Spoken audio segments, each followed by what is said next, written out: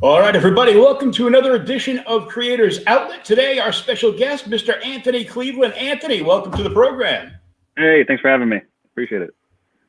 Now, your journey in comic book creation only started a few years ago now, right? Yeah, not too long ago. Yeah, I started self-publishing and had good luck, and now I'm with the publisher doing a couple books.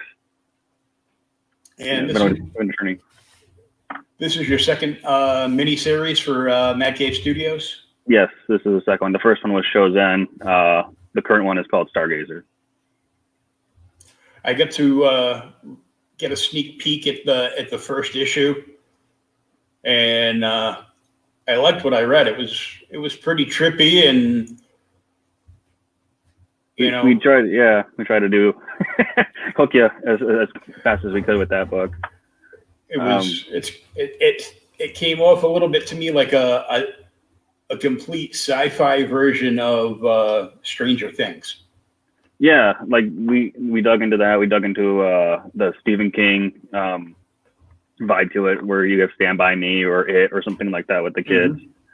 Mm-hmm. I think a lot of it came from like that 90s UFO alien culture that we had that was huge because of the X-Files, Unsolved Mysteries, and hundreds of UFO documentaries on the Sci-Fi Channel, caught on footage or caught on tape, that kind of stuff, UFO sightings. And then Believe It or Not was they had the alien autopsy, like all that stuff is in this book. And it starts in the 90s and then goes, to present day, and all that is piled into there. And the artist you have on this book, is it the first time you've worked with them? Yeah, that's the first time. Mad Cave paired us with this. All the Mad Cave's books are, they own the IP. And it's work for hire, so they'll let me know what their general idea is, and I'll kick over what I have. And if they like it, or if they don't like it, we'll try to meet in the middle, or I'll adjust to what they want to do. But yeah, that's everything with the team they set up, and they did a great job picking everybody for this one. Really came together well. Oh yeah, it seemed to jive really well. Now, so they own the IP, but you mm-hmm. basically get like a rough draft of the IP and perimeters to stay in, and then you come up with your own pitch.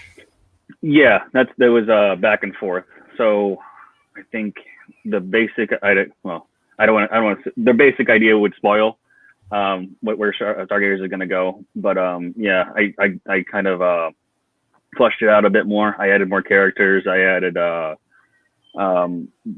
go back and forth between kids and the adults. I didn't want to do that too much because I didn't want to make it feel like at the time Paper Girls had just wrapped, I think, and I didn't want to make it feel like that book too much, because it's also about a group of girls, and I didn't want to pull too much to that. So we were with the kids, I think, only 2 issues, and it's all present day. So it's more It Chapter 2, I guess, than Paper Girls. But yeah. The coloring on the book was interesting.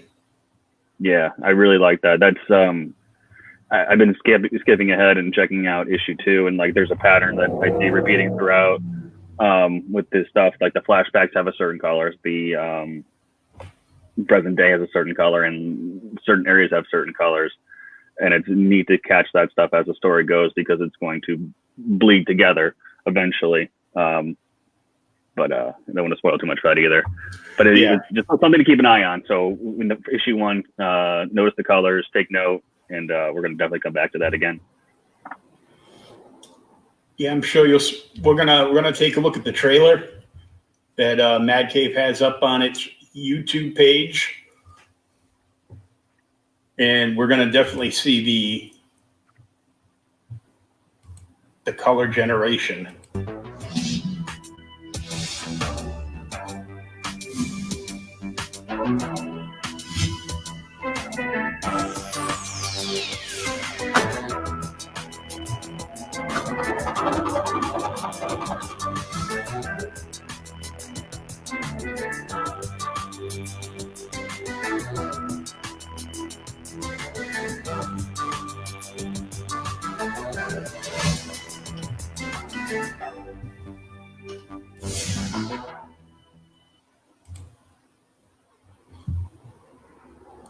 So everybody can tell now how colorful the book actually is. Mm-hmm. Whoops. Sorry. I thought I did that already.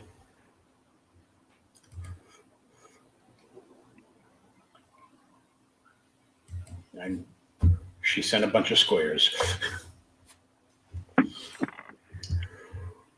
But the coloration on the book is just, it just blasts through your skull, basically. Yeah, Antonio and Stefano, they worked on a couple other books together, and I think that's why they picked that team since they gelled so well with, I think, G.I. Joe and another book I can't think of right now. Just how well they gelled together there, they kept that team together. And like, I've been working on the emails and seeing how they talk and communicate, and they're just fast-paced. They click very well together. Yeah, it's good if your artistic team at least, has all worked together, even if you haven't worked with them before. Yeah. You can definitely see the workflow is so smooth as well. They know each other's beats. They know what to expect from one another, and the way they communicate is really tight. Now, for anybody that's read any of your prior work, how different is this from the other books you've done? Similar. In themes, I guess. My first book was Silverskin. It was a self-published book about two young brothers. The youngest one is mentally handicapped, and he's been bitten by a werewolf, and it's about the older brother taking care of the younger brother, and the kind of a road trip story. The themes with that, I come back to in Stargazer. Silverskin was just too expensive to produce on my own, and I understood like no publisher is going to pick up like the length that I wanted to tell the story. So that was kind of abandoned, but it wasn't bitter or anything like that, me abandoning it, because now I've got Stargazer, which is like the same idea, the same theme, about, an older sibling taking care of handicapped sibling as well. And just exploring that and just getting to flesh out all the ideas and situations and themes from Silverskin. So it's like a spiritual continuation, I guess. In a way, taking the ideas that you wanted to put into your first self-published book. Yeah. Into a limited series, at least. Yeah, I wouldn't call it recycling. It would, I don't know, repurposing. Because I never got a chance to explore them in Silverskin. Just really briefly scratch the surface in that. So I don't know yet because I've only obviously read the first issue. But from what I've seen, there's going to be quite a bit of character development over, 6 issues? Yeah, the whole series of 6 issues. It's not going to continue. It'll be a one-off, which is great. Get to wrap the story up. But yeah, lots more characters we're going to come back to. Stargazer flies by really fast. I wanted to try to hook as fast as I could, but I didn't want to leave anything off the page. And anything I did leave off the page as far as, getting to know the characters a little bit more. We'll come back to that in issue 2. That's the next issue is with we visit the kids again in the 90s and get to fill in some more blanks and get a little bit. The world gets a lot bigger for them as well. Yeah, issue 1 left off on a hell of a cliffhanger. So yeah, this one does too, for sure. I think issue 3 we get to go see what the other girls are doing now as adults. Issue 2 is mostly about the relationship between Kenny and Shay, the 2 main characters. But yeah, we'll get back to the other ones soon enough. And then after that, it's just snowballs. Lots of good things are coming with that. Lots of big things too. I'm excited for folks to check that out. And are you excited to be with Mad Cave now on your second series? Yeah, I don't want to go anywhere else. Like, if I could stay with them forever, that would be great. If they keep kicking over work, that'd be awesome. Everybody there, they want you to improve. They want you to do better. great feedback. It's very tight over there. They care. They'll check up on you. They want to talk to you. They want to know what's going on. Yeah, it's awesome. Those folks are great. I know. I think I got actually more emails from Rich this week than I got from you and Jared combined. I'm sure. Is it audio? Can I watch it? Yeah. Yeah. When's it gonna be on? And Yeah. where? Right here. Mm-hmm. Oh, thank you. Yeah. So at some point we might see Rich pop in with some comments. Very cool. So that would be good. Now, since you've only been at this a few years, what was your background prior to starting self-publishing and now being with a publisher? Yeah, I went to college to study film and I guess digital storytelling.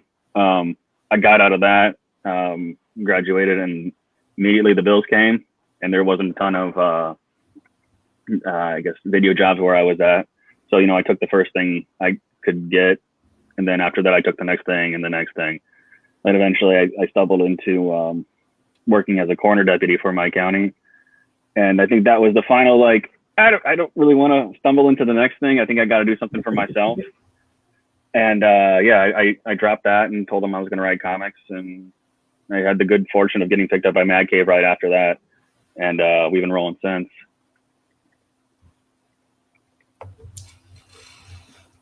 Well, I know quite a few of the books that have come out of there have been, I mean, they've been tight for one of the newer small press publishers on the market. We were glad to get on their PR list because obviously they have you, and they have quite a bit of really good young talent starting out there.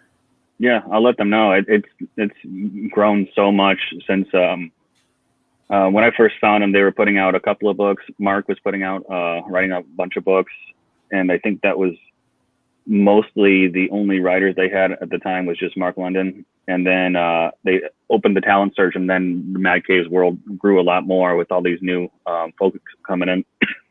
And then after that, they did the second talent search, and then now we have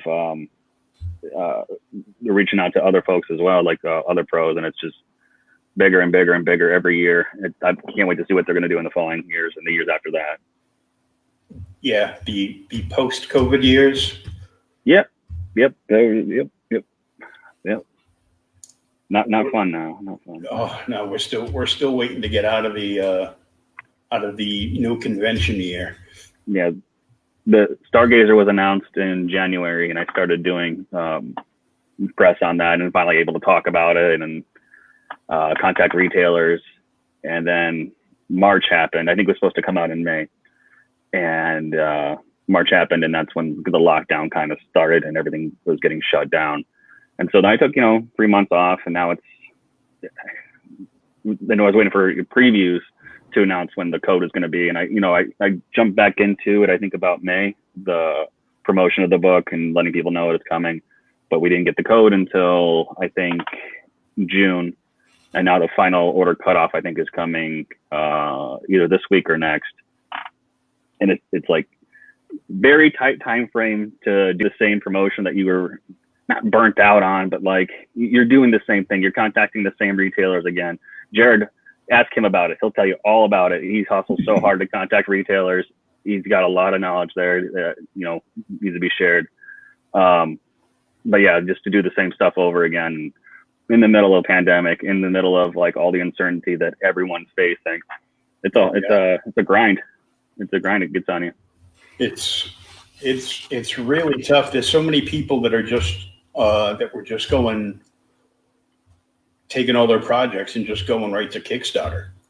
Yeah. Kickstarter and Indiegogo, and there's even some big companies. Dare I say, I saw one yesterday. Hasbro. Oh, no kidding. Billions of dollars just floating around in midair, and they're doing a Kickstarter. I don't know. It's, I don't know. I'm like, that's just, Is it a comic or something else they're oh trying to do? no, they're doing, multiple Sentinels. Remember when they made the big toy Sentinel like years and years ago? Oh yeah, I did see something about that. Yeah, real quick, I saw that. Yeah. And I'm like, a couple of my friends are like, I'm all about the comics. And I mean, don't get me wrong. I've got a crap ton of toys, but all they do is collect the toys. If they look cool, they'll buy them.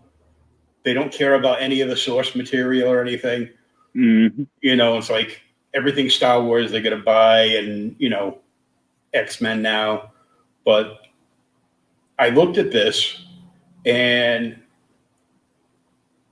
the first level, before they started opening up like stretch goals to make extra, you know, variant ones, it's like $350. I'm like, $350? That's what I paid for my first car. Get out of here. Yeah, yeah. But Yeah, I mean, we've been talking to a lot of indie people that are trying to push their craft enough to get to a place like you are with, you know, a publisher, and yeah. and some other people that are just running with their own IPs now. Like Yeah.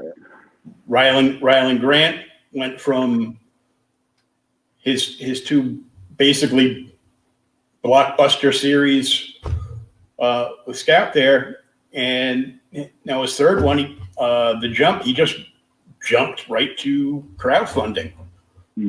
Just mine's all luck. Like that's there's no. Yeah. Oh, I know. Like that's just pure luck. I mean, like it's not it's luck, but it's also you keep an eye out for opportunities on social media. Don't stop looking. Make sure you're following Facebook. Make sure you're in the right groups on Facebook. Make sure you're following the right people on Twitter. Go to Reddit. Reddit's the best source I found for if you're starting out, especially if you want to hire an illustrator or anything you need as a writer, which is everything. There's a Reddit called, I think, Comic Book Collabs. That's a great source to go right there. But yeah, as long as you keep up on social media, don't miss any opportunities and try to take everything that you can.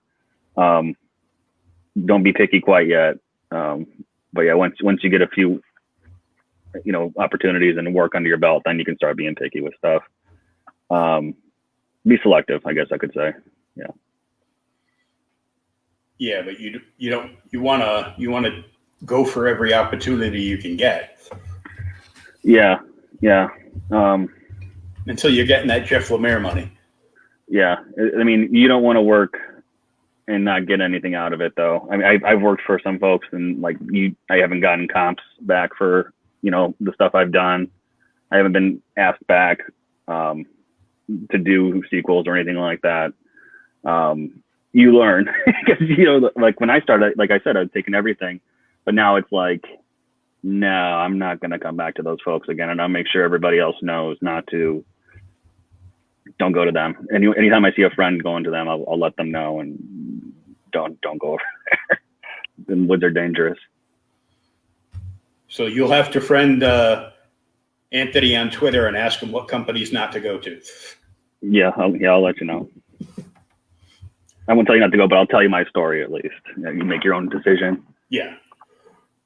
Now, what's been most helpful for you social media wise? Twitter is hell. That's where I'm at. That's where I'm always lurking and looking and stuff. But like, man, everybody tears each other up over there. I have a lot of fun on Reddit.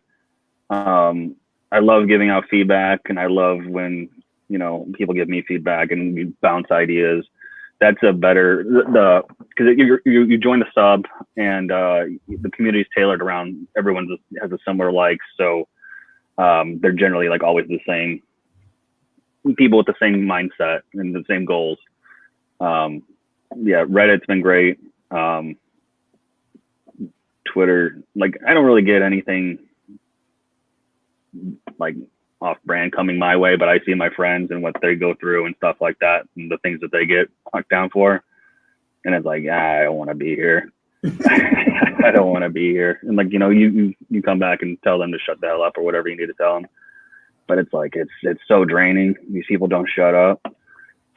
I don't know. It's either if you make like a corner, that's what Reddit feels like to me. That comic book collabs, just people willing to read, sit down and read like whatever. Like when I had my first comic, like people were willing to read like 32 pages and just tell me what, page by page, what I need to do. Strangers. These weren't like people that were following me, not friends, no one I knew. They didn't know, I didn't know their work. They didn't know anything I've done before that. And like, that's the kind of things I like when, just people want to see other people do well in comics, even though that they don't know each other. They don't know anything about each other. That's the indie comics world I want to be with. Oh yeah. Other creators giving you ideas and subtle critiques without, standing on their, office chair and screaming at the top of their lungs at their screen. Yeah. With Twitter, you can. I think every user should be able to tailor the experience they want. No one should tell them who they can block or what words they can mute. And like I feel like I've tailored it pretty well with that. Those tools that Twitter gives you. But every so often you'll see something come through, and it is what it is. It's jerks on the internet. They've been here since the beginning, and they're not going to go away. No, they're just. Everybody's an expert on everything, and now there's even more of them because there's for most of the country there's nothing else to do right now but to sit on their phones, and everybody's angry and they got to direct it at somebody, and so faceless person on the internet needs to yell at some other faceless person on the internet. Yeah, instead they should just shut up and read a comic book, right? Yeah, that's right. I've got free books. So anyone wants a free book, let me know. I'll hook you up. I have 100 copies of Silverskin sitting right here. Let me know. I will get them to you. They're not doing much good in there. There's no conventions coming up, so nothing currently. All there is this year are the virtual conventions. Yeah, I'm curious how those are going to go. We'll see. We just sponsored one this past weekend called Comic-Con Line. Okay. And it seemed to go pretty good, but they had the people they had were like outrageous, like talent wise.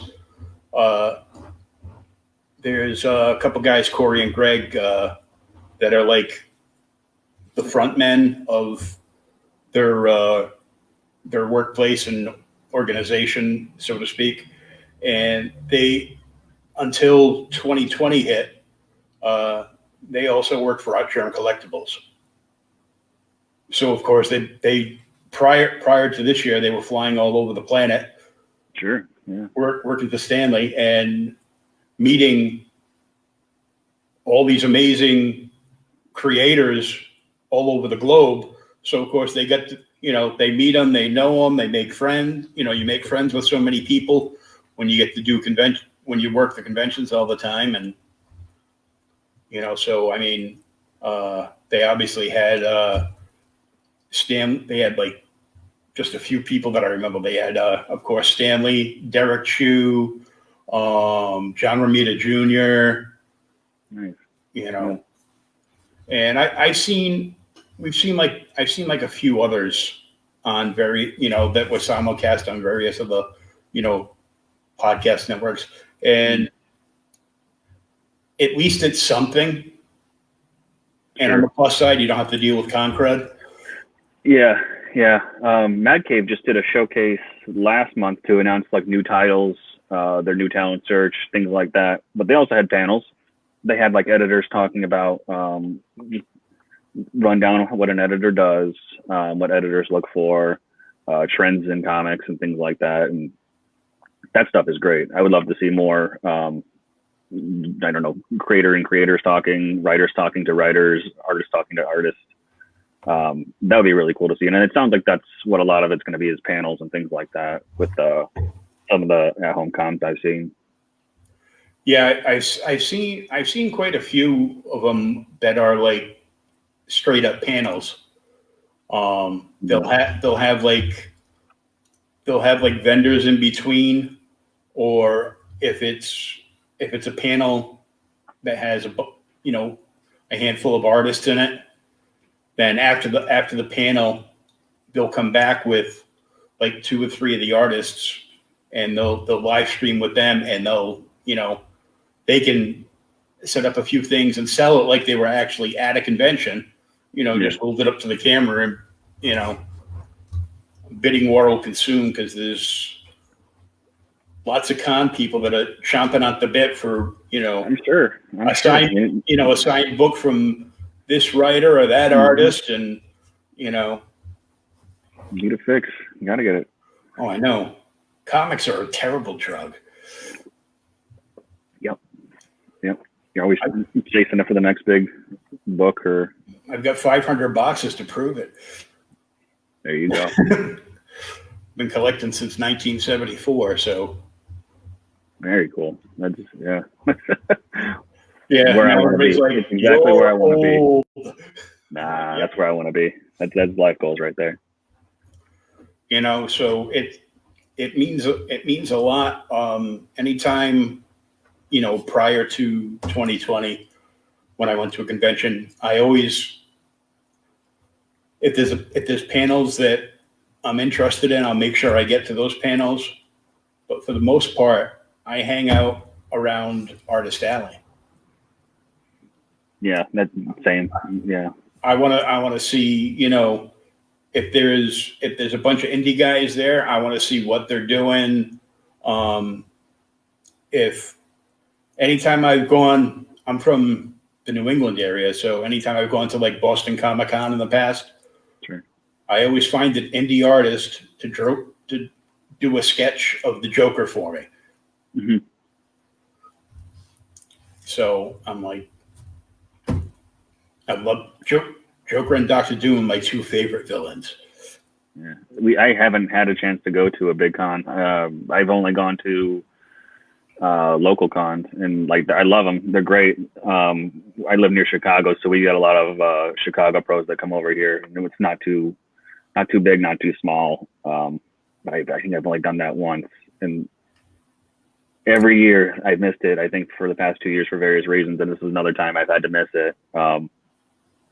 Yeah, it's a bummer. I'm tired of sitting on all these books. Like I said, I've got Shozen from last Mad Cave book. I've got Stargazer, and I will have Stargazer. I got Silver Skin, and just piling up. And I'll get them. We'll get there. So if you're watching this, make sure you contact Anthony, and he'll hook you up with his very first. I will. I'll give you a package. I've got bookmarkers. I've got posters. I've got stickers. It's all there. He'll hook you up. He'll sign everything. Yep. Ship it out. Yep. Happy to. Now, do you have anything that you're thinking about after Stargazer? I've pitched a horror anthology around a little bit. Some bites on that. Nothing set yet, but be fun to get that out. I guess anthologies are a little harder to do for publishers, I guess. I sat on it and waited for about 2 years. I wanted to see if I could get, some other books, under my belt so people could recognize the name a little bit. But yeah, I'm trying to get that one out there, and I'm working on pitches and things like that. Shozen 2 with Mad Cave, that's coming. Oh, cool. I think we're waiting a little bit on that, see how things are. We'll see, but I've had that plotted out. That's ready to go. Just waiting for everything to get settled with it. That's about it. But I would like to do more horror stuff. That's what I'm trying to get into. So that's what the pitches are. I need to my I guess comics career goal isn't to get to write. I don't know, any of the big 2. That'd be great. I want to work hard for that too. But if I can just get to tell like a good horror story that I have that I've been thinking about for a long time, yeah, that'll be I could be done there. I'll keep going, but I could be done there. You'll keep working, but you would have met goal. Yeah, if nothing happens after that, it's like I still got that done. That's what I set out to do. Silverskin's a horror book because I thought that was going to be the one. But we talked about that. Hopefully the next book will be bigger, better, and find its readers. Definitely. Now, did you grow up reading comics at all, or? The books I read growing up were a lot of the Dark Horse movie adaptations. So it was Aliens versus Predator, RoboCop versus Terminator, Starship Troopers, all those books from Dark Horse I followed. But I of course bought Spider-Man. I bought Punisher. I bought Spawn. 90s kids, always gonna have Spawn in there. A lot of Spider-Man. But then I kind of stopped with comics because my shop closed down, and then I moved to another town, and I came in looking for horror comics. Like I always watched Tales from the Crypt, and I always wanted an EC horror book to come back, some kind of horror anthology like that I could pick up. And there was never anything like that on the shelf. In the mid-late 90s, nothing like that you could really find. Even just a long-term horror story. We had Hellboy, we had Spawn, but I wanted something that would kind of scare me a bit more. Then I found Steve Niles' 30 Days a Night, and that was after that it was Walking Dead. Yeah, after that was Walking Dead, and everything started coming back. And I just hooked at my local comic shop from early high school all the way till present. You have to dig. You have to dig to find this stuff. Oh yeah, I know. Especially back then, you had to really dig to find what you wanted. I think I was the only person in that shop that was subscribed to. I don't think I had one superhero book in there, or one franchise property like G.I. Joe or Transformers or anything like that. I was the odd kid there. they made sure to pull aside the stuff that they caught, and old. I got a giant-sized Dracula over here. I've got House of Mystery, things like that. They set aside for me, and it's always great when the comic shop looks out for you like that, and they know you. Oh yeah. They know they can sell fast, so they grab it. They set it aside in your file and let you know before they put it on the shelf. Well, I'm old, so I used to go when I was little and had my hair, and it was still the red color it used to be. Every Sunday, I used to walk up the corner of the street with my mother and cross the main drag to the local pharmacy. Before CVS bought them all, and my mother would get the newspaper and pick up a prescription if she had it, and she'd let me go down the middle of the store to the spinner rack and pick out a book. So I had to make sure I behaved at least the last half of the week so I could get a comic book. Because if not, I was in a foul mood if I couldn't get it. But then again, we had daily papers for 20 cents a day or whatever that you had a Buck Rogers strip, you had the Phantom strip, you had Amazing Spider-Man. Yeah. And a couple others that didn't really matter that much. Even in the 90s, you could find a spinner rack at most places. The video store had a spinner rack. The pharmacy still had a spinner rack. A lot of stores did. Even I remember Kmart did. And now you got your comic shop, and maybe a Dollar General sometimes has some books, some older stuff, but it's not what it used to be. I just read the record highs for the industry last year for comics, and that's awesome. And that's still without all these other shops that we've got, or I guess lack of shops. Just we got our comic book stores. Yeah, there's because of everything that's happened this year. There's gonna be different this year. There's just like so many stores that have just gone, that's it, we're done. We can't survive through this. And That's when I was contacting retailers for Stargazer, it's like, man, like I had to look them up and just to make sure they're okay, and it's a bummer. It felt kind of like guilty, like asking them to check out this indie book with everything else that's going on, you know, to take a risk on an indie book when they know like Batman's going to sell better, you know. Like I still, you know, still try, but like make sure you tell them like you understand if they can't carry this book right now with everything that's going on, and take a chance on an indie book, you know, from a writer that's only had one other small book from another publisher come out. But yeah, you still try. What they're gonna do, you know, say no and that's it. You know. Yeah, you got to keep that hustle up all the time. Yeah. There's no matter you know whether you're a writer, artist, even even an editor, you just gotta keep hustling and you know get that new. You wanna try to get that next project, you know, already started before you've even released the last issue of your current project. That's right. That's 100% right. That's what I'm doing now. Stargazer's not even out, and I'm trying to get more work and find other things to do, and talking to other artists and stuff like that about what can we do? What can we do right now? Oh yeah. What can I afford to do? Because I gotta pay everybody.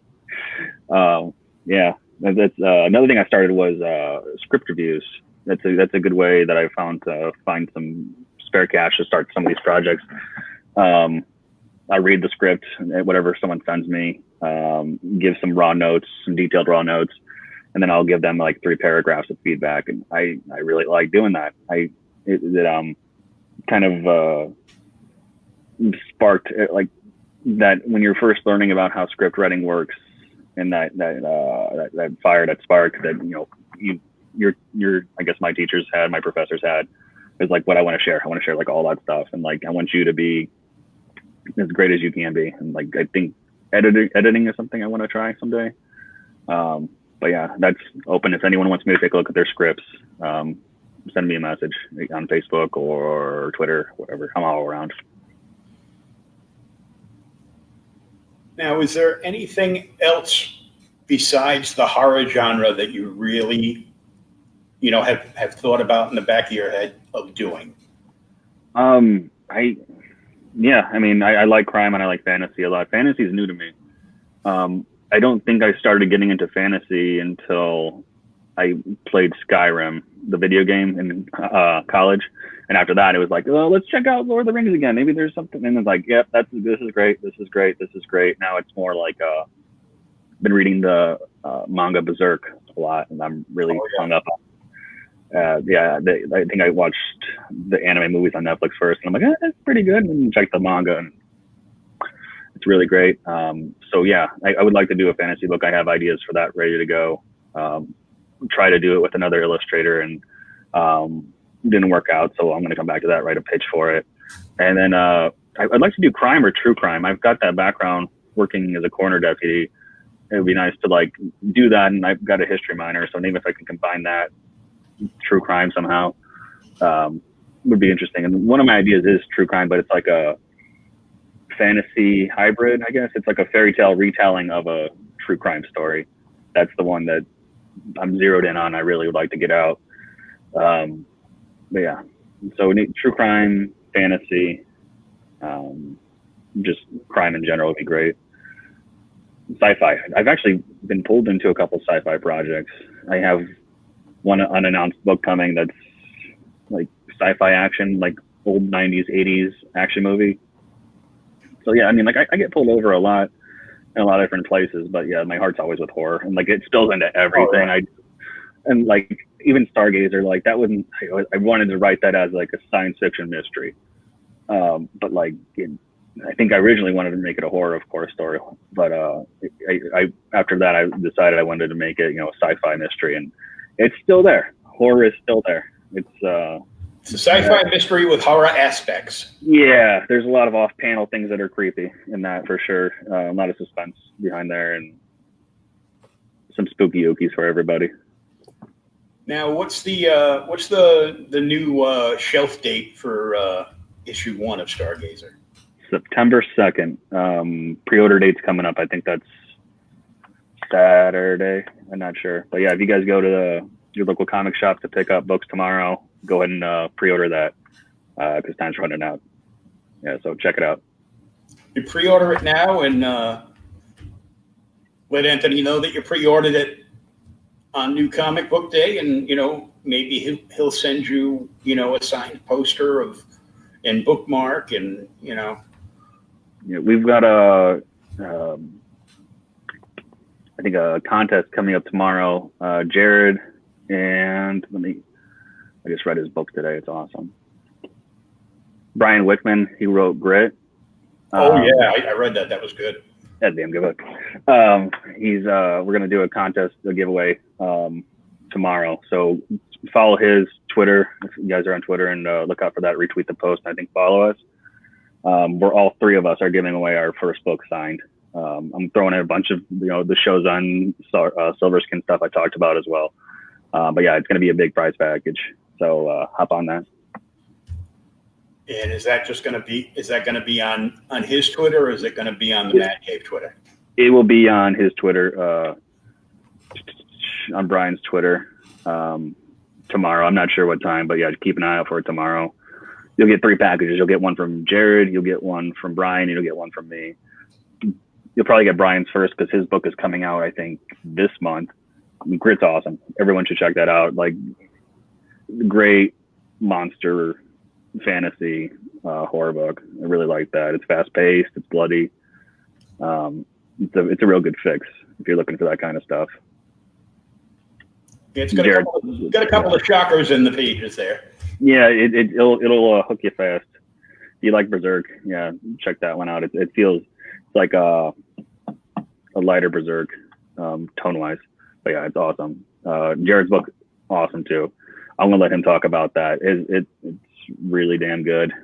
It'll hook you all the way through. Jared's going to be here next Wednesday. Yes, I'll let him do it. He'll do it way better than I can. A lot of passion and heart from that guy. I still have to read his new book. Yeah, I figured it was more important to read your book since you were today. Yeah, read one, then read the other one while it's fresher. Prioritize. So, do you currently read any comics, besides your own? I haven't had a pull list in a while. I've been doing a lot of trades and manga and library visits. I just finished up Butcher of Paris. That was great. Tom King's it was a Strange Adventures. I've been reading some of that. Oh yeah, that's been really good. Yeah, and new issue out tomorrow. A month flew by. I feel like I just read that last one. Yeah, I know, right? Not a lot of monthlies. I'll get trades like Something Is Killing the Children. I think is ready for me to pick up tomorrow. I hope. Yeah, not a lot of monthlies. I've been doing a lot of library. It's I don't really read a whole lot of superhero stuff, so I don't want to throw a lot of money at it in case I don't like it. But I've been going to the library, and that's been great to check out stuff that I wouldn't normally check out, especially manga. Like there's a lot of manga there that I would have skimmed over because manga is expensive to get into because those volumes go on and on and on and on. Vinland Saga, I've been reading that. That's awesome.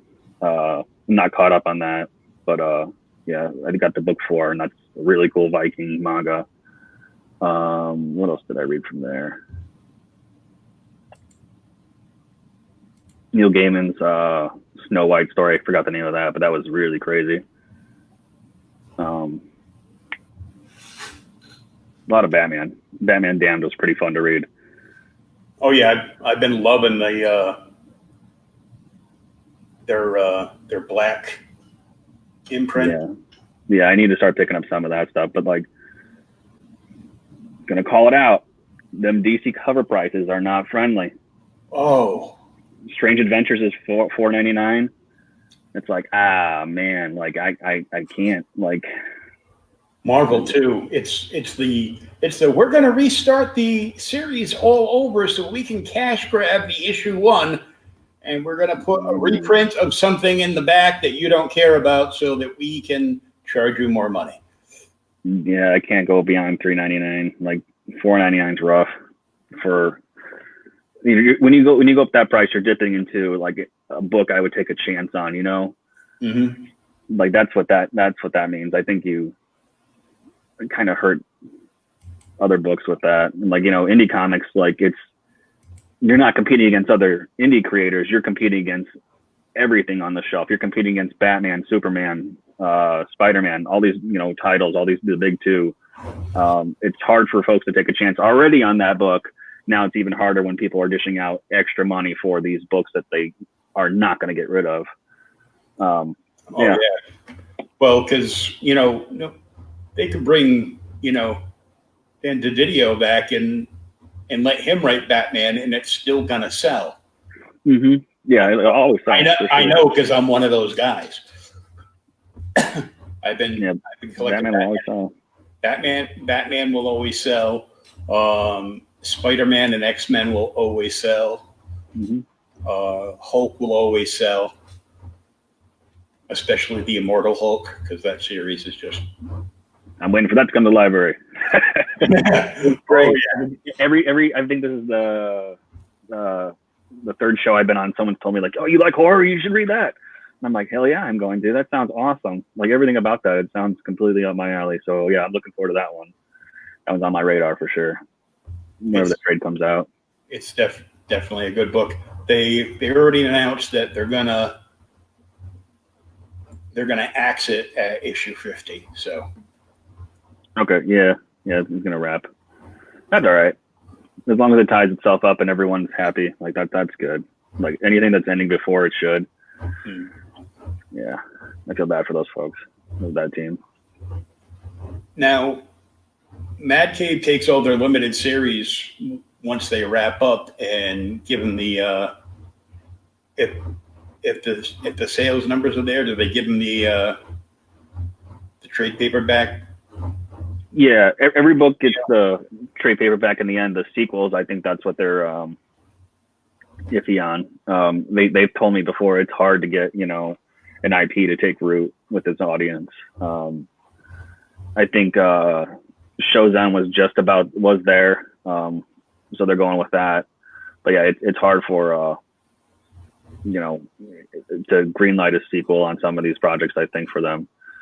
To know what's going to stick and what's not going to stick. And like, it's a shame because like, I hear them talk about Battle Cats and like, that's their big one. That's the one that, keeps going and going and going and going. Like to hear, like, if that stopped there, we wouldn't get to the bigger story that everyone really likes, you know, in the sequels. And that's a shame, you know, when the story ends, but like, if it's got to end, it's got to end. That's why I wrote Show's End. I try to write it where if it does end here, that's fine. You know, everything, we wrap the main conflict. There's a lot of unanswered questions, but at least there's closure. I'm not going to, you know, hold things with the cliffhanger over your head and then not have, you know, resolution, I guess. And that's what's nice about Stargazer is, you know, it's contained, it's all told, and it's done. And the other project I did for another book is the same way. It's just that one-off, one and done. I don't know, it feels, when you do that, you have to answer all the questions, I guess. You know, you have to answer all the questions, and you have like a small amount of space in each issue. So everything you explain has to convey the information that you want. And with Shozen, it's like I left a lot of the panel and the page thinking, yeah, I'll come back to this. I'll explain this character later if I need to. It's not important. But yeah, there's a lot of, these books are tighter. Stargazer's tighter than the other ones for sure. I tell you everything that you need to know. I want to leave some stuff off the page. I think horror. I don't come back into horror again. I'll never shut up about horror. I'll never. Like horror comics are very hard to make scary because everything's on the page. There's no sound. But if you write, you can let the reader piece together the images themselves in their head, and whatever they think in their head is going to be scarier than what you could probably draw on the page, unfortunately, with comics. And it's hard to set that tone and atmosphere without music and sound cues and things like that. So in comics, you want to leave some things off the page. Not telling how the monster works is a good way to do it. You don't want to, go through the life cycle of the monster, tell everything that the monster is going to do, or even to reveal too quick how to kill the monster. You want some mystery there, to keep the suspense up, to keep, your character scared, and also keep your reader on edge to keep turning the pages. Yeah, if you know everything, I'd be if I knew everything about it, I'd be bored. Yeah, there'd be no scares, there'd be no mystery, there'd be no urgency to keep reading the book. Yeah, that's what Stargazer is. I didn't want to make it like, like Lost, where there's new big question or new weird thing that happens every episode, and you have to, that's your hook, is what's going on. There's that in here for sure, but like I make sure I tell you everything that's going on. I don't leave anything unanswered. Like I remember seeing Prometheus in the theater and then not having any of those questions answered in Alien Covenant in the second one, and that was kind of a bummer. There's still things unanswered from Alien Covenant that we don't know about. Those are lessons I never wanted to repeat. I want to make sure you guys know the big truth. You're not going to know how the stuff works, how the spaceships work, if there is spaceships in Stargazer. You're not going to know that kind of stuff, but you're going to know, what the characters need to know to get to the end of the story. You're going to know just enough. Just enough. That's what I like about The Thing, John Carpenter's, where it's you don't know how the thing works. Like, does it kill the person or does it suck the person in? Like, everything's off, screen.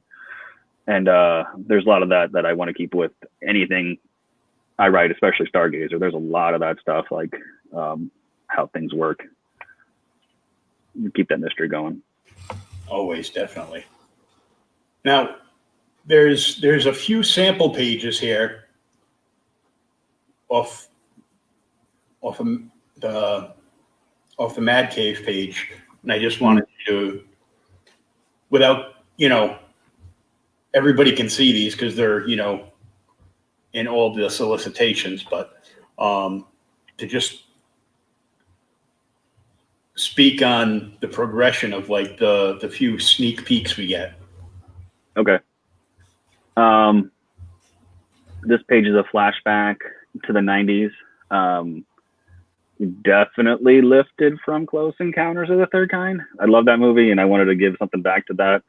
But we have some government scientists in the desert, I think Sahara Desert, and they're investigating something that they found in the desert that's not supposed to be here, and then it's revealed with a 2-page splash. It's pretty cool. I don't know if they show that splash or not. It was up on Newsarama, had like the first 5 or so pages, so some folks get to see it, but if you didn't get to see it, I'm going to leave that one off. You'll get to see what it is. So it's pretty cool. It's something very out of place that shouldn't be in the desert. Yeah, and they can smell it, so Yeah, they can smell it. That's definitely that's how Close Encounters opens. It's the desert, and they find something that's not supposed to be there. So I wanted to do, that's the only callback I really do to Close Encounters. I wanted to send some acknowledgement that way, that that's a big part of it. Yeah, the very first panel, you can tell just with the suits and all the government people in the back. Mm-hmm. Yeah. And then we get a peek at page 4. Yeah, this is when we first meet the girls. They're hanging out at a campsite, talking about a video game, the strategy guide. When in the 90s, strategy guides were always like, oh yeah, a big thing to have, especially on some games that you couldn't beat. We used to even if you had the strategy guide, sometimes you couldn't beat it. It was just fun to see what happens in the game. I can remember hundreds, not hundreds, but several like that, where I just I'll just read the book. It's just as good. I care about seeing the monsters.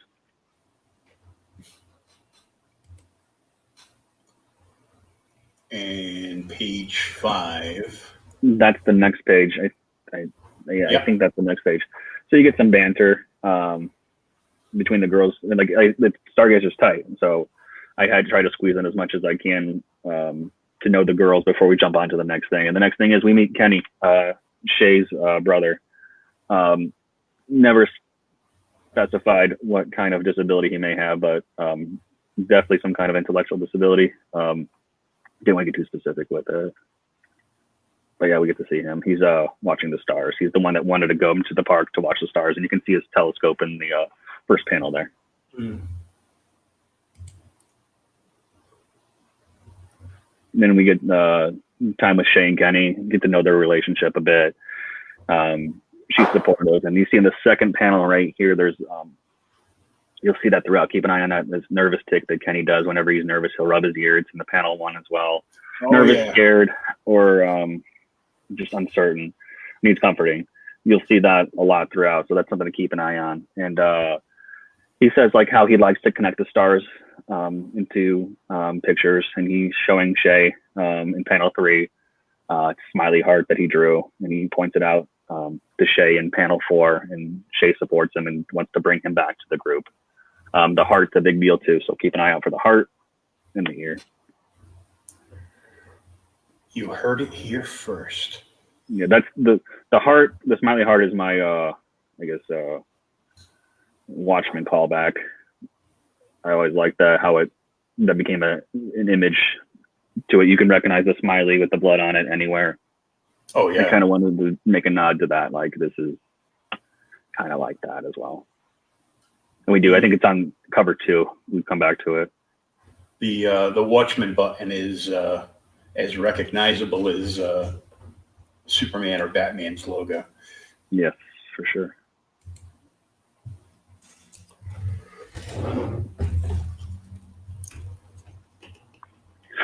I'm gonna reach out to Twitter, tell them to jump in. Oh yeah, by all means. Now, without giving too much away, the progression of your characterization that you've done in this book, is there some place where you, were influenced? Yeah. It's mostly based off of my relationship with my brother, and like the things that we talked about and we experienced, and a lot of the realizations that I've come to with him. I'll wait. I don't want to spoil that too much to see where the book goes, but it's a lot of like with Silverskin, it's he's trying to keep his brother safe all the time. Because he turns into a werewolf every full moon, and he's trying to do his best to keep him safe. But it's about like how safe do you need to keep them, and like still let them experience the life that they want to live themselves, I guess. Mm-hmm. Kind of about letting go and letting that person do what they want to do, and that's a lot of Stargazer, I guess, too. It's like that's the main theme from both books, that it was really happy. Like I think I struggled, not really struggle, but like I need to find like an emotional core that I can connect to with what I'm writing, and I think I struggled with that a little bit in Stargazer. And then I kind of had that realization, like, oh wait, I have a Silverskin I haven't tapped into. Like let's do that. Like I'm not doing anything with that. It's sitting there, it's gathering dust. I don't think I want to come back to it. Let's do that. And so I think this is Silverskin 2.0. Really, I think this is a way better book than Silverskin would ever be. It's more original, definitely creepier, and has a lot more to say than I think Silverskin did, which is great. In a small amount of time. This is 6 issues. I think Silverskin was going to be 12 plus that, 12, 20, something like that. Wow. Yeah, that would have been long. Yep. That's one of the reasons why I let it go. It's just like, no one's going to pick this up. That was early in the career too, so I didn't really pursue it too hard. I bet if I tried now to get it pitched around, I bet someone would probably pick it up. But no, Stargazer is better than Silver Skin, like I can admit it. I can definitely admit it. It looks better. It's tighter. It's a better product, I guess. Well, the more that you ply your trade, the better you get at it. Yep. I've been reading some old stuff too, and it's like, oh, this is different. Like a lot of the older stuff used to be like I used to read a lot of Garth Ennis. I was, I think, who I pulled a lot from when I was early, and a lot of his stuff is shock to turn the page, and it works. And like Preacher's full of shock, but that's something I don't put in anymore. I think I've completely moved past that. There's no. I love, horror movies and gore and things like that, but there's rarely any gore in anything I write. There's no shock for the sake of shock's value. I don't put things in there to shock you to turn the page or guess what the next crazy thing, Anthony's going to do on this page. No, it's all been about characters and letting them turn the page for you, I guess. That's the way to do it. Well, that's what Chris Claremont says. There you go. And, he might know something about that. Mm-hmm.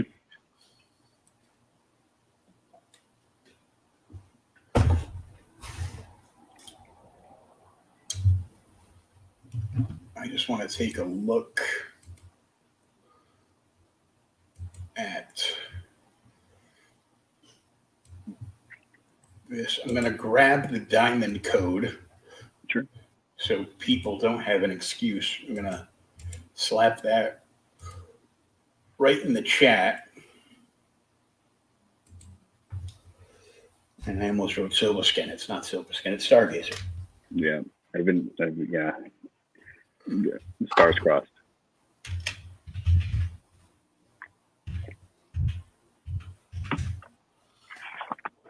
I got to take my glasses off so I can see my keyboard in the dark. And I'm going to put them back on to see what I wrote. So there you go, right in the chat. Oh. You have the book title and the diamond code, so you can copy that down and contact your local comic shop tomorrow, because tomorrow is the cutoff date. That's our old one before COVID canceled us. I passed you the other one in the private chat. That's what I've been putting out, was the March one. And yeah. Oh yeah. The new one has been changed to July 201278. Yeah, because everything, with everything, hitting a brick wall, and then the slow restart from everybody. Yeah. There were so many retailers that were like, drop your pencils, we're not paying nobody. We want to see, if half the planet dies first. And yeah, I heard a lot of that, but like I was talking to everybody, and everybody, at least in the indie level, like, I guess Dark Horse and below that kind of area, everyone was still working. Everyone was getting work that I saw. People were still writing. I don't know anyone from DC or Marvel, so I can't vouch, but like everyone from the other levels were like, we're still writing. I remember I was outlining Show's End. They wanted to do that still, even with everything going on, so I still wrote that. It wasn't as big as standstill as, I guess it's publisher depending. I talked to some folks that had some books at, I can't even remember the name of it, but they slowed down as well too. I think they furloughed some folks. So some of them did, some of them didn't, some of them powered through. It's good when, comics, like you can do all this stuff from home mostly. You can just close the office down and, the editorial staff can work from home. It's like everybody can work from home. Why do you have an office? Yeah, the trouble is just getting those books into folks' hands, and it's hard to do without your retailer. That's the heart, man. That's the heart of everything, is that retailers. That's, you got to take care of them. We do. And you've been contacting retailers yourself. Mm-hmm. As much as I can. I I haven't had a lot of success with my emails and contacts and stuff like that. Jared's the pro. Jared knows how to do it. He does phone calls. He does Facebook message follow-ups and things like that. He's the one that he's the pro at that. Everybody I write, I don't get any real response back. For signings and things like that, folks are more positive. We're more receptive, I guess. I get replies back faster with that. And I'm in a good area. I'm in Chicago, and I'm not too far away from Indy as well. Or willing to drive down to Indianapolis. So, you know, I think that's going to help. Those retailers around here know me a bit from that. But like if I try to branch out, nah, not so much. I don't get much reply back. You know, folks don't know me, I guess. Not yet. Not yet. We'll see. Yeah, just keep trying. That's all you can do. It's just, I didn't get like these. You didn't get these 30 retailers to reply back to you. Okay, we'll try with 30 more tomorrow. 3 new ones. Just keep going and going and going and going. Keep the hustle up. Mm-hmm. Oh, you know, maybe I'm not sure convention wise. I think there's a good shot that, you know, the big conventions could be, you know, done with for, you know, the long route. But I think we might see a reemergence of like the old time comic book shows, like the local shows, like you were talking about. Yeah. I like those. Yeah. They're more personal. You know, these folks got time. Yeah. You're talking VFW Hall. Yeah. A few local creators, a handful of vendors. Mm-hmm. Wedding banquets, that kind of stuff. Yeah. Libraries. We need more. I love my library so much. Like there's so much comic books at libraries that people aren't tapping into. And like if they don't have it, they can get it for you either through the interlibrary loan or they'll buy it for the library. Like I was talking about Vinland Saga earlier. They only had like 1 through 4. Mm-hmm. I wrote them an email and I said like, hey, can we get these other books? I'm like, yep, we'll be here in 2 weeks. So just talk to your library. If you like it, buy it, of course. But don't pirate. Go to your library. It's there. There's online resources as well. You can read ebooks that are comics. Oh yeah. My local shop that I'm 50 now. I've been going there since I was 15. Nice. And I worked there too. So I worked at mine too. That's a lot of good memories from that. And and now I'm always, hey, can you help me get some cosplayers and creators for the for this or for that, and now because there's nothing going on, so yeah. Yep.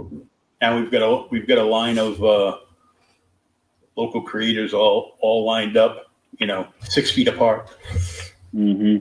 Yeah. I don't know how my signings are going to go, if they're still going to happen. I really hope they do. That was something I was looking forward to, especially since I missed like the past 2 or 3 local cons to sell at. It'd be nice to get some FaceTime with some readers or meet new readers. That'd be awesome too, to get some people to pull over and check the stuff out. Yeah, actual readers, not just, big convention goers that are walking by your table on the way to pay some millionaire upstairs like $500 to stand next to him for 30 seconds and get a picture taken. Yeah, it is what it is. I like the atmosphere. Like there's times I don't like when my table gets crowded and my table is just like the backdrop for people to take photos of cosplayers. But it is what it is. I don't know. I like it. I do. It's still a lot of fun. Yeah, but I don't like that I can't leave. I don't like that I can't leave. That's what I don't like. There's no one else to watch my table. That's the only thing I really hate. So you're just stuck there, yeah. You're stuck there, yeah. I know a lot of people down this way. The creators will make friends with one another, mm-hmm. and they'll pull in together to get like a bigger table space, and just share that table space so they can kind of like tag in and out to Yeah, so that's they something I can, might do someday. Yeah, walk around and, see what's going on.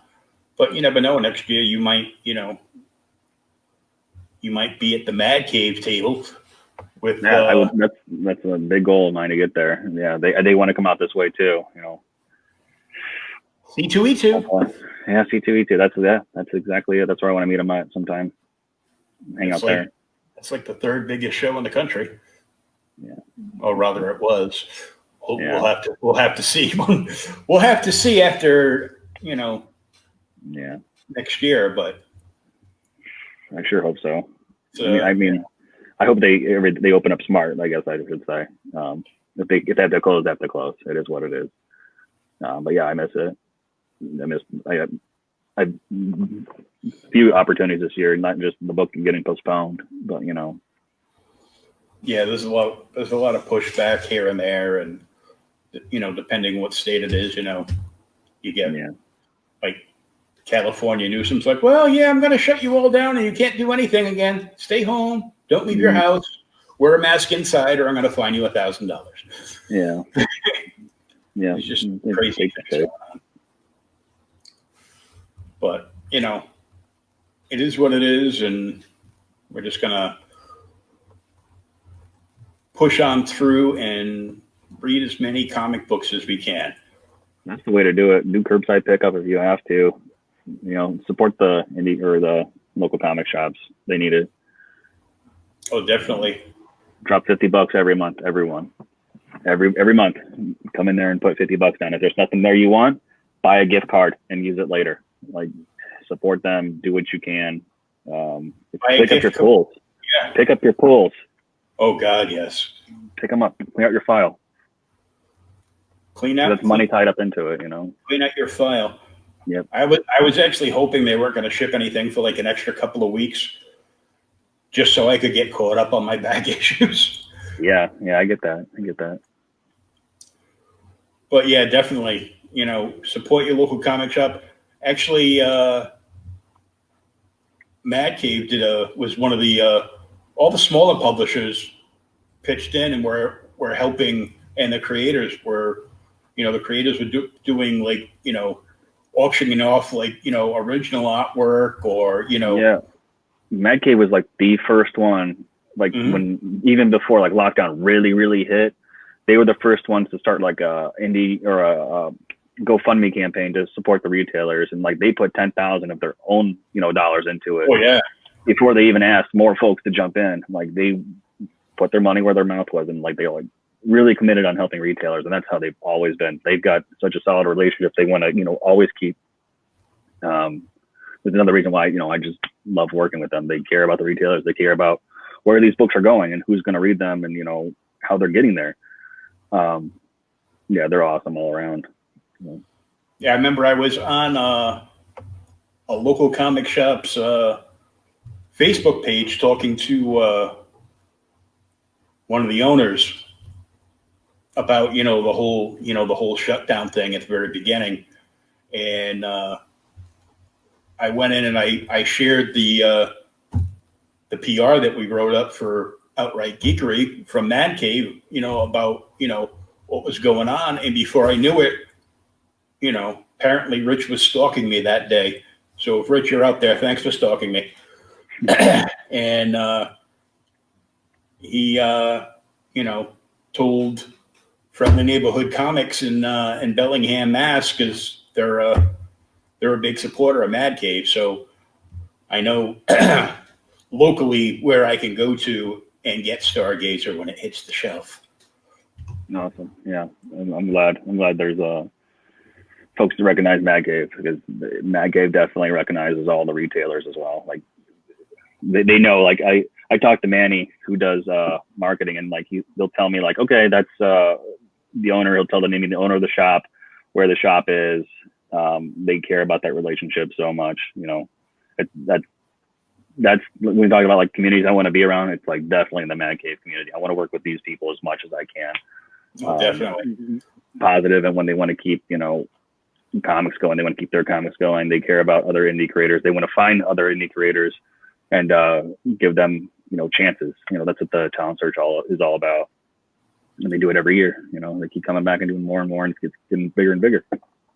Well, I know, I don't know about the store layout now because they moved just before the pandemic hit.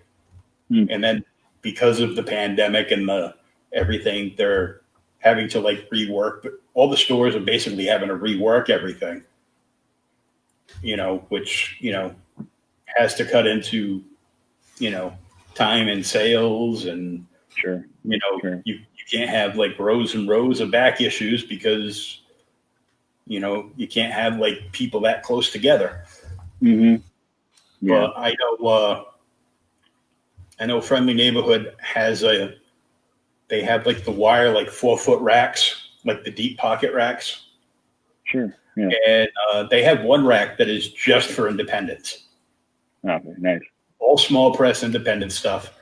And, you know, they order a good amount of just about everything. Nice. They're a big supporter of independence. So like, and people in Mass know, you know, that's the store to hit up if you're seen as indie comics. That's the store you want to go to because it's going to have the indie books that you want to read, plus indie books you didn't even know that you wanted to read. Yeah. So, yeah, that's my favorite thing to do. I'm on vacations, just visit shops, you know, and see how different they are from your local shop. You know, that sounds like one I would definitely hit up. That would be awesome to see all those books there. yeah, it's great to see because they do a Facebook Live like every week, usually early before they open on a Wednesday, and they'll show you like all the books they're in, and then they'll spotlight a few recommendations from the store workers and Yeah, that's good. And that's a good way to meet the workers too. Yeah, they'll spotlight like some indie books and trades, and of course we know that trades are the number one seller in comics. So right, close to that's 60%. 60% of the market share is all trades. Yeah, that's all I buy. That's mostly what I get. I'll take a chance on like an issue one, and then I'll make a note of it and come back later and buy the trade. I get it twice, I guess. Some of them, like Butcher of Paris, I might come back and buy a hardcover if they ever come out with that. If it's something I like, even if I own the original, I will eventually. If they have a hardcover, I will eventually get the hardcover. Yeah. There's a few of them I need to get. I want to put that up. I want to put that up on my bookshelf. Mm-hmm.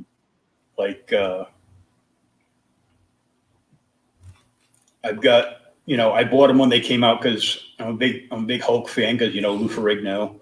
Yeah. Child of the '80s, whatever. And the Hulk gray, the Daredevil yellow, all the Tim Sale stuff. I love Tim Sale. Mm-hmm.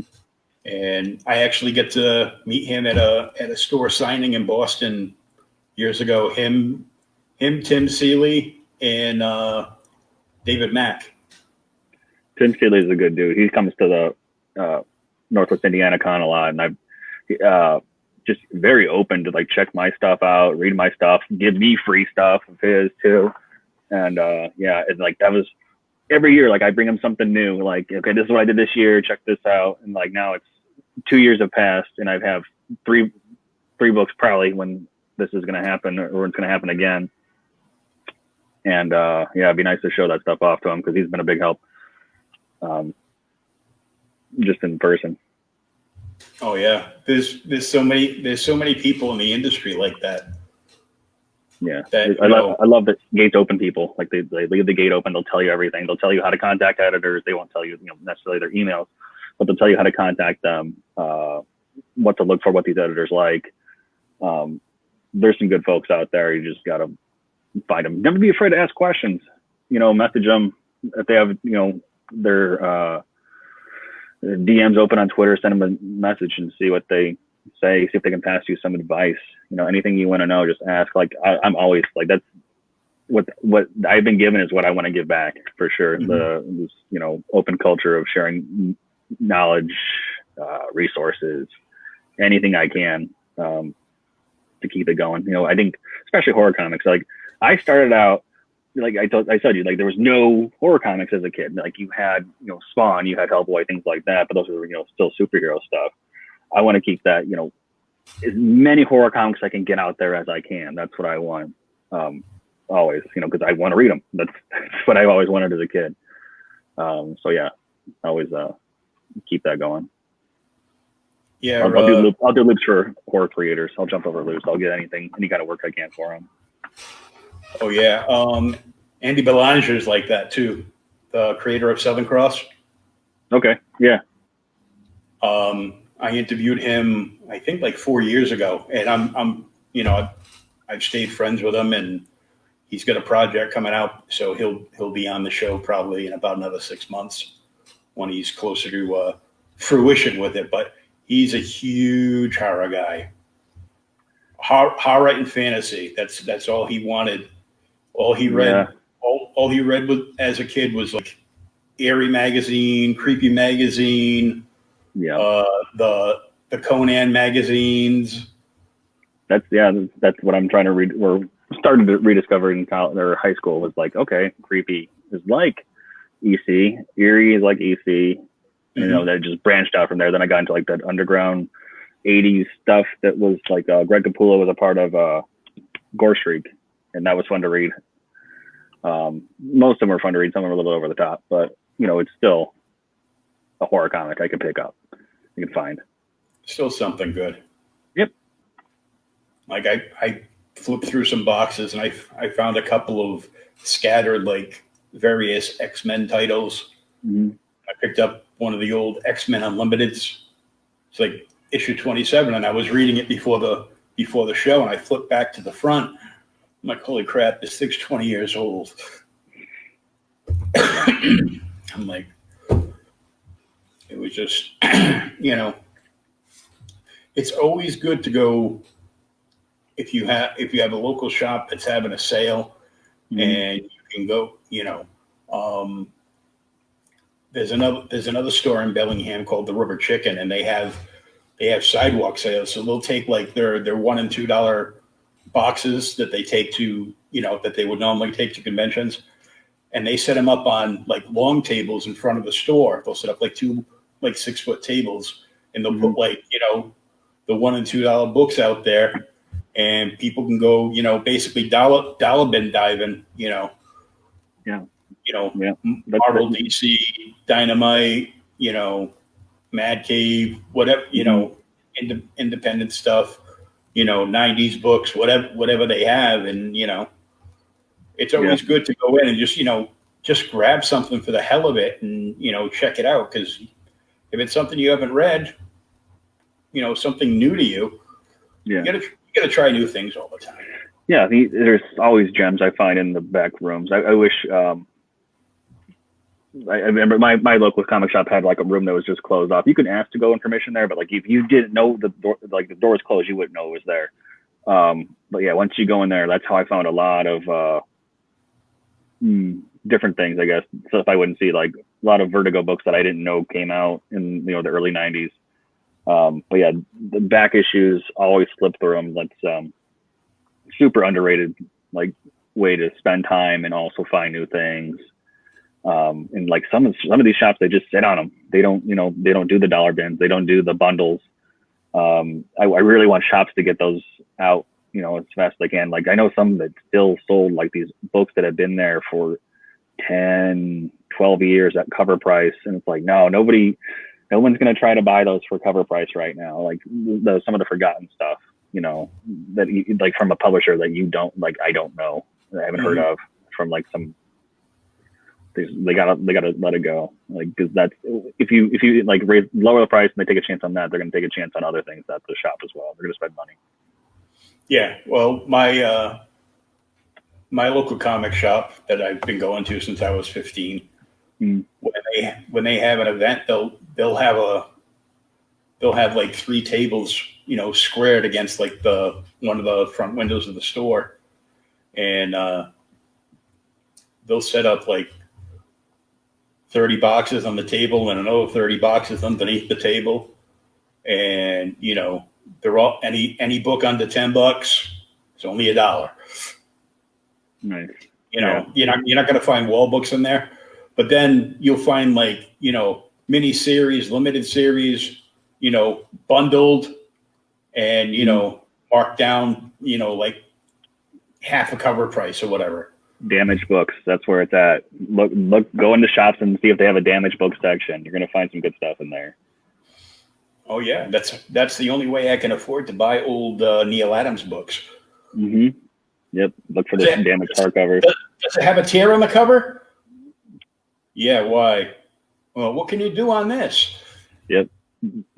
Folds, tears, duplicate pages. I'll buy it for a duplicate page. I don't care. Like, it depends on the book, but that's where I like to go, is the bargain bin damage trade section, because that's a good chance, or a good way to take risk on new books too.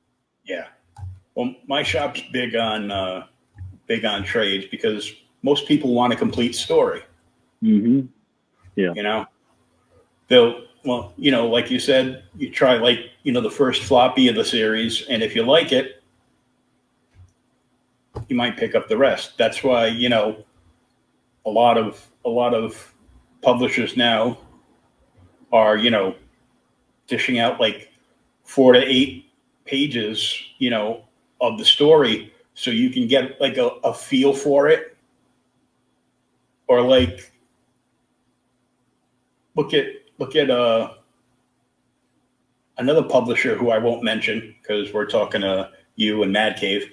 But there's some publishers that, let you basically read just about an entire first issue. Oh yeah. TKO does that, right? Yeah. See, I love that. It's great. I didn't want to say their name, but No, Mad Cave does too. After, I don't know, maybe the first issue releases, they'll put out the first issue sometime after that. Like, all the first issues right now, that everything that they have is up online to download and read.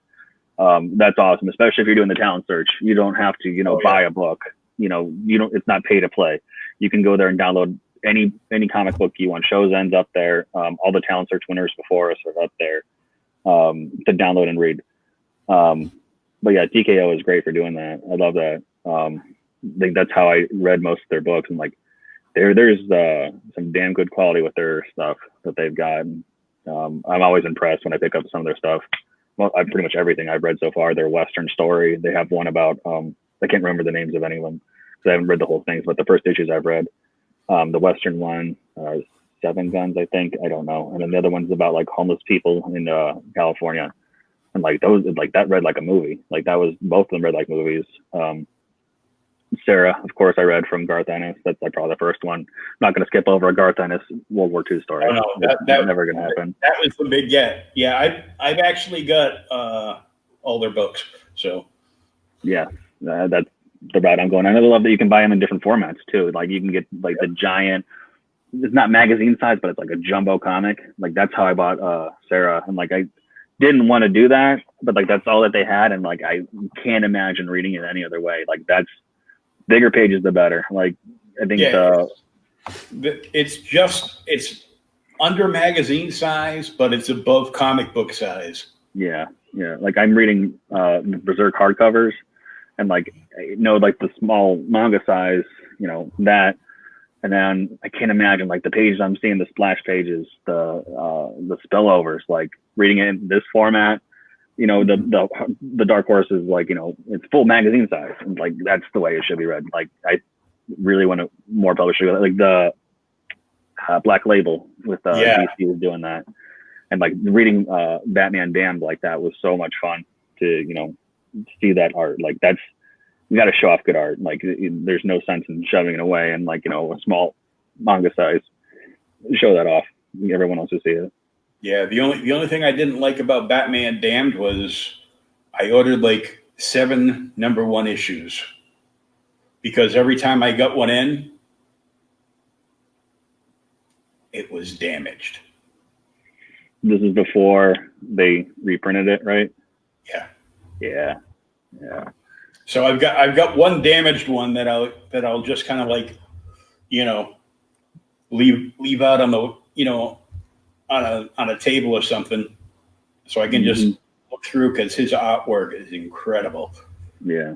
And then I've got another one that's all nicey nice that I put underneath a couple other Black Label books that I might not have liked as much, just to keep it nice and flat.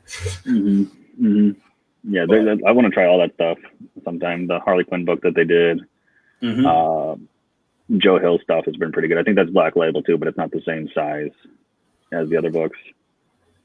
His horror books that he keeps putting out, whatever his brand is called, I don't remember. Yeah, you had Dollhouse and Dollhouse, and Basket Full of Heads.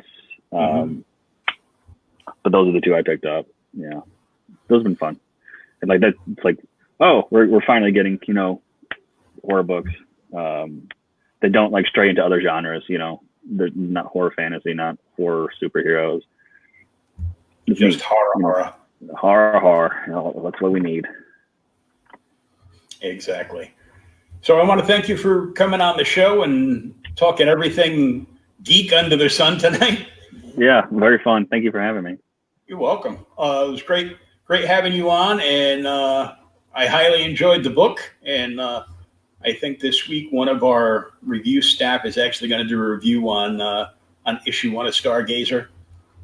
Excellent. Yeah, very cool.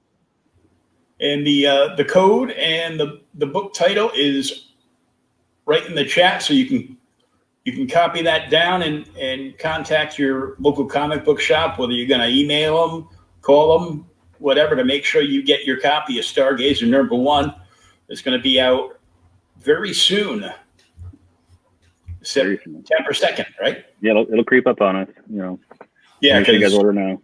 You know, I thought April was like 5 months long, so exactly, everything's gonna fly by this year. Everything's gonna fly by. You know, I'm like, well, it's just the middle of, you know, and I'm like, oh, it's the middle of July already. It's almost August. Yeah.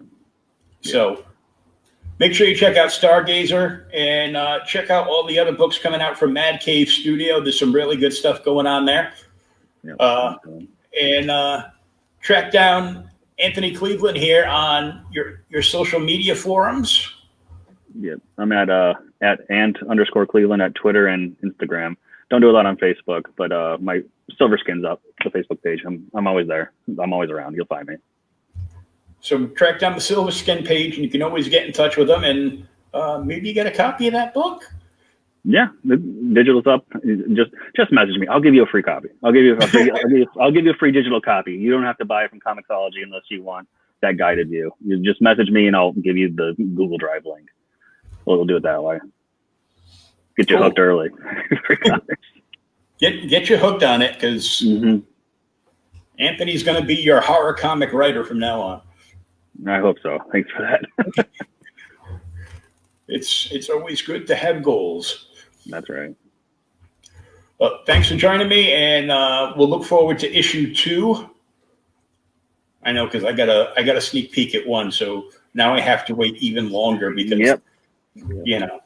But we'll look forward to that, and we'll keep in touch and see what else you have coming up for us in the future.